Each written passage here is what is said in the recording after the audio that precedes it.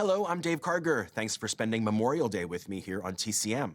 Throughout the weekend, we've been presenting a marathon of war movies, and up next, our lineup continues with a classic prisoner of war film featuring Steve McQueen, James Garner, and an international ensemble cast. From 1963, it's The Great Escape. The movie was inspired by the true story of the largest mass exodus of POWs during World War II. It focuses on a group of hardened Allied prisoners as they plan and carry out a plot to escape from a camp that's been deemed escape-proof. One of the real-life prisoners, Paul Brickhill, documented the details of the 1944 escape in a book that he published in 1950. As soon as director John Sturges read that book, he knew it would make a great movie.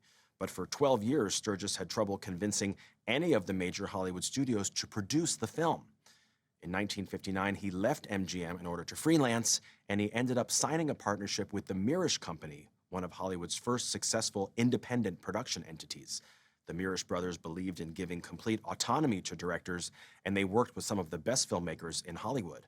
Their productions included hits like West Side Story, The Children's Hour, and John Sturges' own The Magnificent Seven. With the Mirisch brothers' help, Sturges finally got the support he needed to make The Great Escape.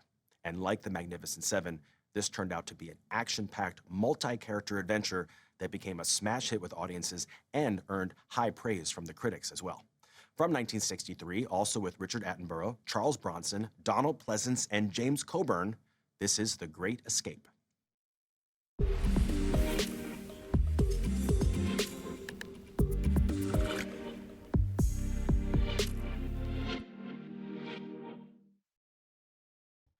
Shortly after filming began on The Great Escape, Steve McQueen expressed some frustration with his role. He was aggravated that his character was absent for long stretches of the movie. Director John Sturges felt that the script was already too long and they couldn't afford to add more scenes, but McQueen refused to work until they reached a solution. The movie's distributor, United Artists, felt that McQueen was indispensable to the project, so executives hired another writer to embellish his character. In the meantime, James Garner advised McQueen to relax and be patient. All of these efforts worked, and McQueen enthusiastically returned to the production. He even pitched the idea of his character escaping on a motorcycle to give him the chance to showcase his riding skills, and Sturges agreed.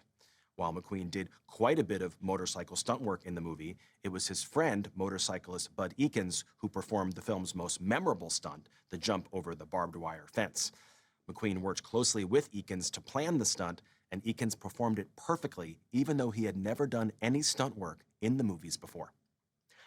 Up next is a 1964 Cold War thriller directed by John Frankenheimer, starring Burt Lancaster, Kirk Douglas, Frederick March, and Ava Gardner.